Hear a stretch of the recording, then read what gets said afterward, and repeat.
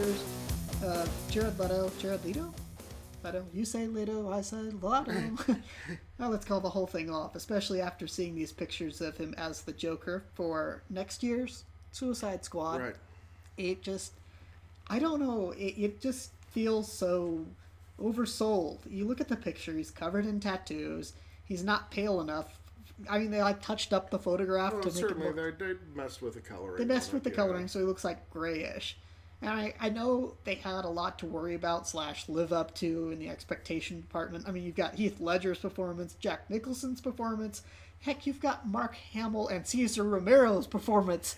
I mean, this is a long legacy. Who's going to be Mark Hamill? I mean, come on. I know. That's a tour de force. Tour de force on an animated series of the Joker. It's just, I'd still hold him up there, actually, as one of the top. If not the top. But yeah, that's some fierce competition. And that said, even Cesar Romero's Joker, with painted the mustache and all, still looks better to me than this. I mean, he's got like a purple glove on, like a purple surgical glove. It's like they're, I don't know. It feels like they're trying too hard? It's like they're trying too hard. He's covered in ha-ha tattoos, and he's got like his right arm or left arm, would that be, like covered in this giant smile tattoo thing, rather than him actually having either a scarred mouth that looks like a smiley face, or actually having some sort of chemical accident or whatever. He's got to use his tattoo. So rather than him being some disfigured person, they're looking for this edgy. Trying to make it more realistic. Okay, I think that Heath Ledger's realistic was a lot more acceptable, because some weirdo nutbag who's scarred himself up with a smile, to me, is better than some freak job like, oh look, I've got like capped teeth, for crying out loud, in this photo. Like, what is he, a gang? Like he's Gangsta Joker or something. It looks. I thought that it looked. He looked like a maniac in the picture. I like Jared Leto. I got to admit, I've enjoyed many of the films that he's been in, and always think that he's a great actor. So I think that he could definitely do it. I think it's hard to judge an entire performance off of one picture, but certainly the look, it says Joker to me. It doesn't to me. Like, to me, I see that and I go, oh, it's a picture of the Joker. It's kind of an interesting take on the Joker, but you look at the picture and you know Joker. See, here's the thing, and this all goes back to Tom Hanks. It really does. Why you don't like Tom Hanks so hard? You don't like him either. It goes back to our common complaint, which is Tom Hanks, when he's in a movie, oh look, it's Tom Hanks playing a mentally handicapped guy. Right. Oh look, it's Tom Hanks playing the guy with one red shirt. But I never get that from Jared Leto. No, I'm not saying that it looks like Jared Leto playing the Joker. I'm just saying it looks like somebody as the Joker. Like, not that he's not, how do I say it? Not that actor A as the Joker, but like some punk you picked off the street trying to imitate the Joker.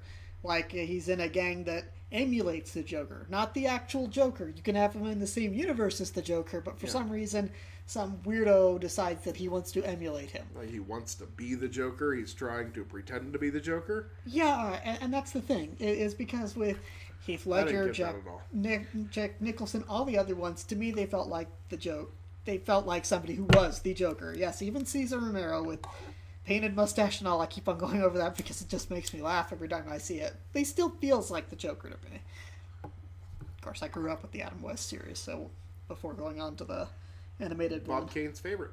Bob Kane's favorite. I can see where if you're trying to make a more realistic version,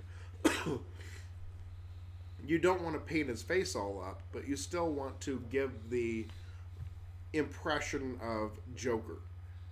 And to me, it's impression of Joker rather than being painted face. The impression of Joker? This isn't like high art. It's not impressionist painting here. I mean, he's got... That's exactly what it is. It's a takeoff. I mean, Suicide Squad isn't cartoon version of it. They're letting criminals out of Arkham in order to do mercenary work. You know, I mean, this is more A-Team than it is... It's the anti-A-Team, but yes. Yeah, exactly. Well, it's what the A-Team would be if they actually were guilty of all the crimes that they were accused of.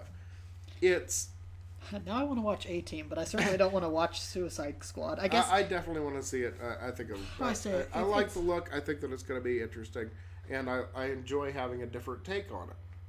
I enjoy having a different take, and the problem to me is this is, if there's no other way of saying it, Joker is the quote-unquote star of the Suicide Squad, or at least from what I've heard. People are like, because after Heath Ledger and everything, I mean, like, he's a fan favorite as far as villainy goes, and you have, maybe it's because there's such an uphill battle and you have such a legacy to fight against. But also to me, it's just too much more of the, like, look, we're edgy, gritty, dark, look, he's covered in tattoos, and instead of a suit, which, okay, I admit the tailored suit is a little out of the realm of realism here, right. unless of course... And so is the painted face. No, the painted face still works to me. Again, watching... I'll give you this. Where is he going to get the paint in prison? In prison, I don't know. But in... Well, how do I say it? That's why I always preferred the dropping him in a vat of chemicals thing, but how do you say it? The way he looks just doesn't feel...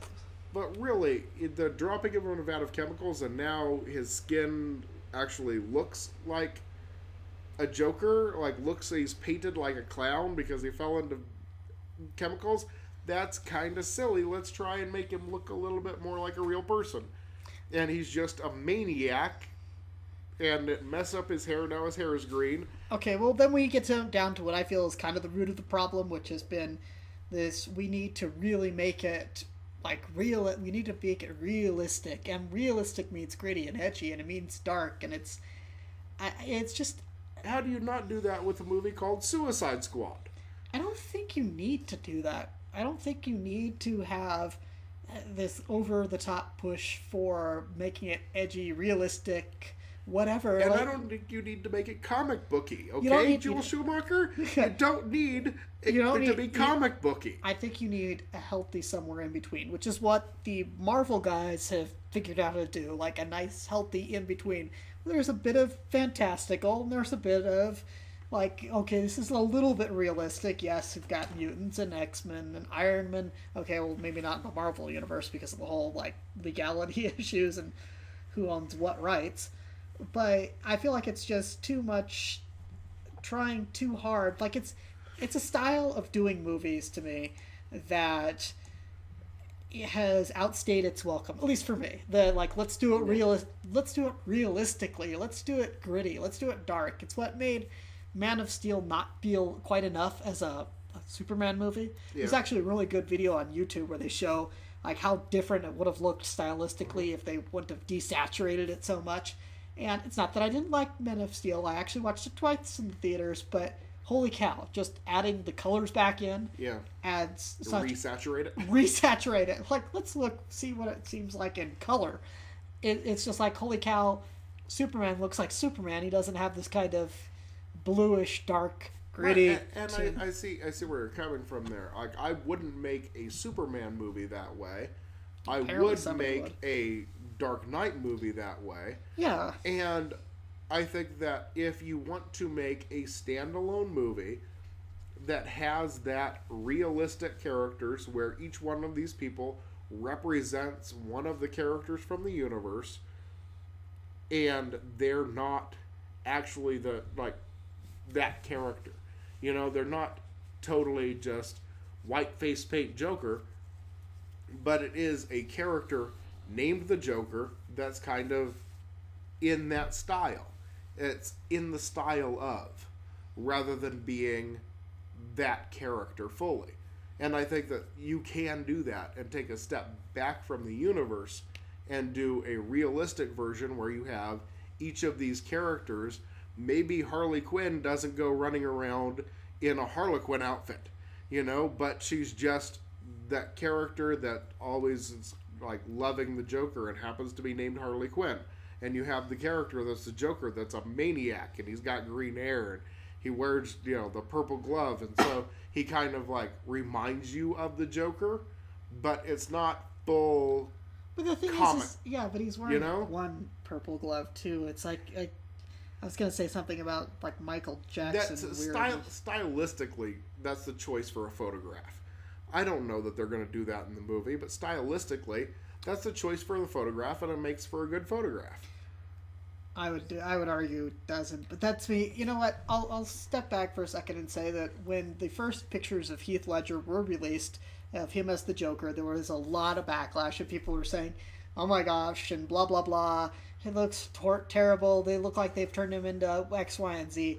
And I wasn't quite as much in that camp. I was just like, I was ready to say, hey, wait and see. At least like he's got white makeup and red lips, and they're doing something a little bit different. But to me, it wasn't too different because overall, it still kind of felt and looked like the Joker. Right. I'm just sick of you're ruining my childhood. You have to take liberties with it. It's an old character. It's been around forever. I'm all about people ruining my childhood. Well, maybe not that. You want to take a new take on it, and it's a totally separate movie from the universe, as I understand it. Except that they're talking about having Eisenberg as Lex Luthor in there, and if they did, that would totally because then it brings it totally into the universe. And I don't know that you want to do that. I think you kind of want to have a Suicide Squad standalone movie, but we'll see. I mean, I think it's far too early to tell what exactly they're going to do with it. It's one picture. Let's go with it. Let's buy the ticket, take the ride, go with it. I'll be waiting in dreaded anticipation of more picks. We'll wait to see what happens. We'll wait for the trailer. Then we'll rewrite it. Please don't.